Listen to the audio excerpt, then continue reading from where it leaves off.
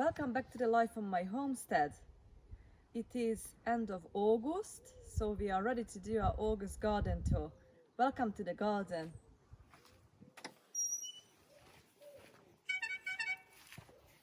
Let's start in here. So just say a few words about August. I've been away 2 weeks in August. So as can you imagine, when you're away for 2 weeks and you come back, it is a lot can happen. And it did. Everything just bloomed and grew in double. We not had the best of the August sun-wise, so it's been quite windy and lots of rain we had. We had a few quite warmish, nice day, but we didn't have that scorching hot summer. So that in certain things done really well, certain things hasn't done really well. Like what is done well, as you can see, the garden is blooming, beautiful lush green, but also it was a magnet for slugs, so I have lots of slug damage. Have a look, my sweet corn. Well, I'm 5'2". Some of these are really tall. And this is my two-sister bed. So we've got the sweet corn and the Ranna beans. Some of them are, look, hard to reach up to the sky. They actually have got lots of flowers now forming and few beans. So I'm just hoping we're still gonna have enough time to harvest some beans later on. If you follow me this way, this is the sweet pea, perennial sweet pea wall, what has done amazing and is still flowering. I'm just keep taking the seed pods, and that will encourage more flowers to come, and obviously pick the flowers that take it inside in a vase. Right, so the left side is the sweet corn, and the right side will need some attention. I've been harvesting from this bed the lettuces. It's gone to seed now. The chickens and the goats are enjoying it. We still got chard and onions. Got 2 rows of onions growing there. I'll give them another couple of weeks before I harvest it. I've got beautiful dills now going to seed and lots to harvest, the leaves as well. A row of chard and snapdragons. I am so very impressed with the snapdragons. These are the snapdragons. Come, look how beautiful the insects love it. And it's just in all different colors, like from yellow, this pinky, purple, pink, all sorts, and more in here next to the basil. And the basil needs harvesting as well. What I usually do when I can see a flower head is going to seed, I just usually pick somewhere from the top, and that will encourage this to bush up even more. And this, you know, this is still edible, so we can use this in whatever you want to use it.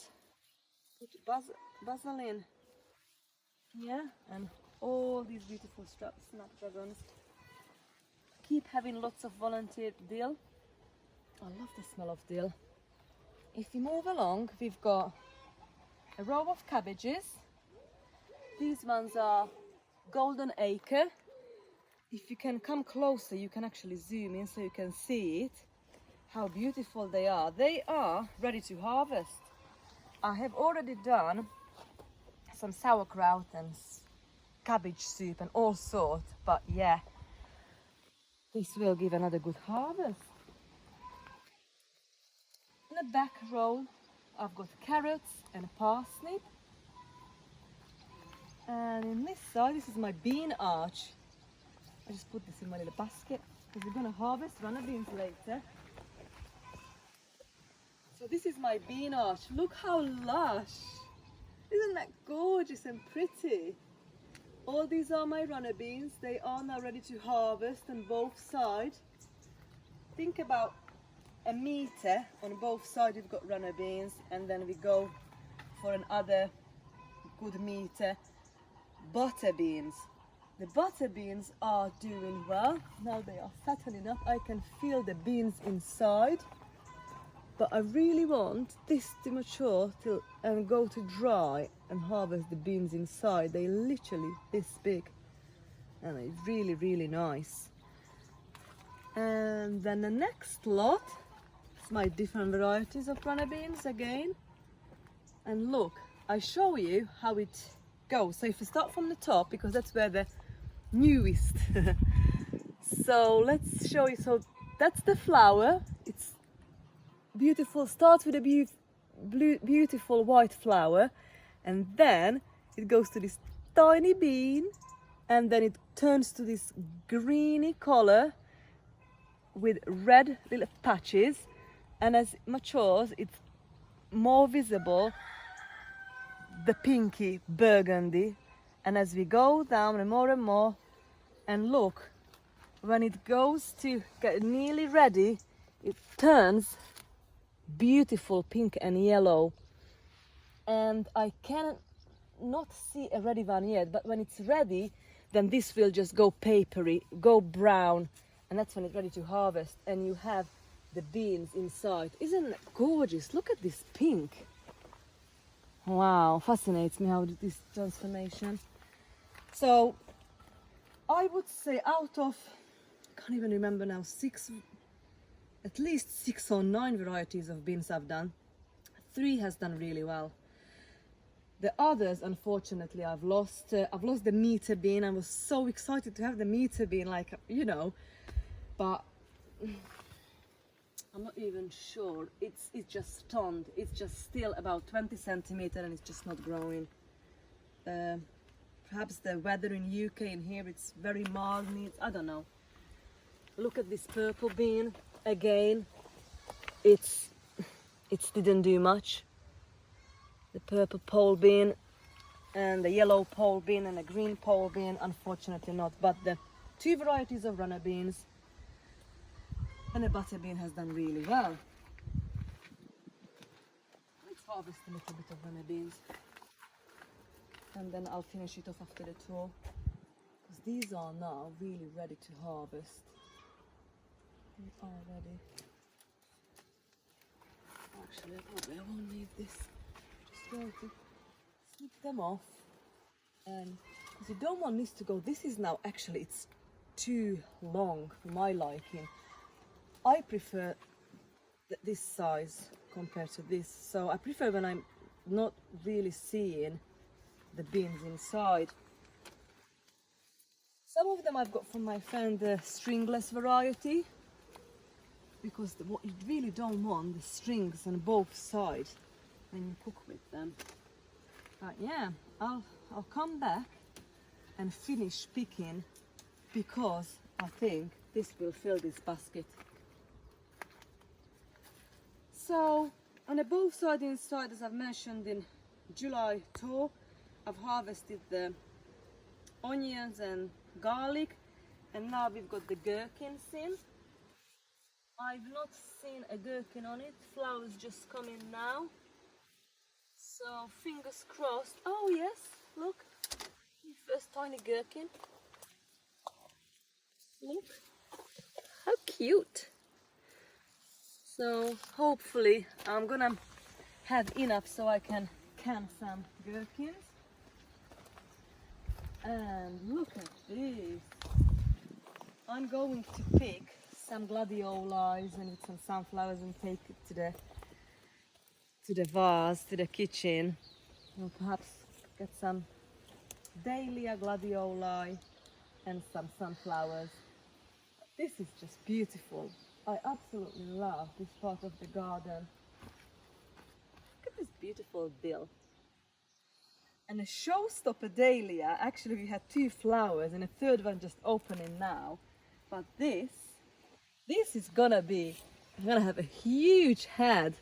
Absolutely gorgeous. Whoever follows me on Life on My Homestead on my Facebook page We'll see, I've posted quite a few.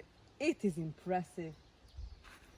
So behind me, or in all these tunnels, I have got all sorts, Brussels sprouts, cabbages, and borage made an appearance in here, and it's full of borages. These little fuckers with these beautiful blue star flowers that taste like cucumber, and you can freeze it in ice cube or just use it in salad. It is edible. Okay, and the next tunnels I've got to show you this. I hope you can come here and zoom closer. That's an impressive Greyhound cabbage there. That is so ready to harvest, and I've got two. So it's fallen over now. Can you see? It's like the weight, that's heavy. But they are still beautiful, ready to harvest. First I'm growing Greyhound. I've not tried it yet, so I have to do a bit of a research how I'm going to use it up. But yeah, I'm very excited about that.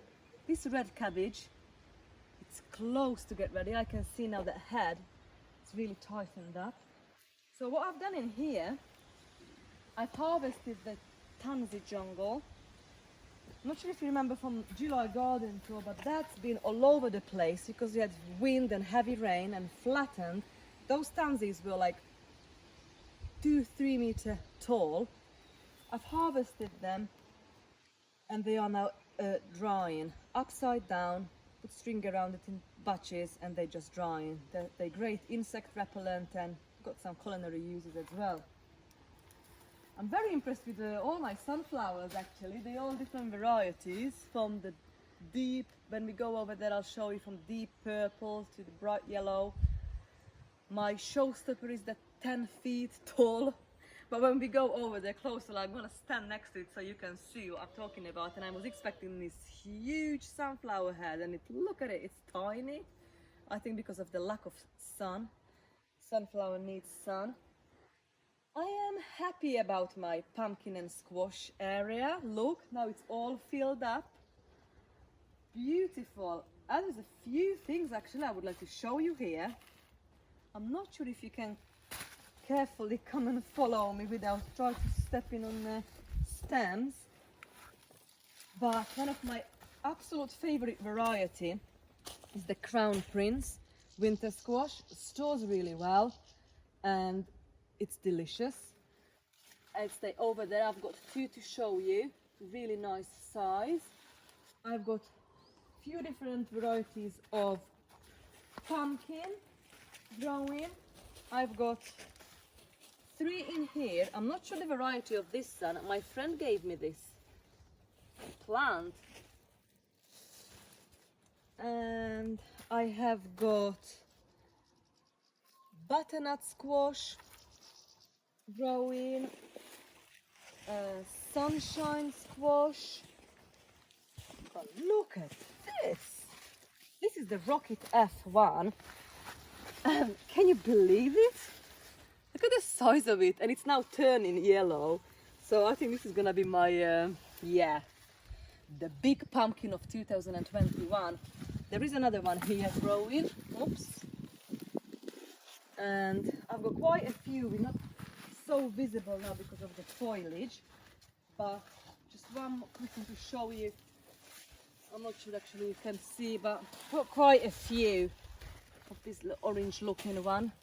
They are the sunshine, quite a few along. What I've noticed, the powdery mildew, it's fungal disease, so that's not a good sign to see, because now that can spread like fire, and then not long before, unfortunately, the whole patch become dry and the plant will eventually die. So I'm fingers crossed I've got another month. Look at that, another big pumpkin over there. Right, so if you come along here, we've got my herb garden with echinacea. What I will probably dig up and do tincture with the root, and all the brassicas along here. So I hope you enjoyed the tour. I will be back shortly with the rest of the garden. Bye!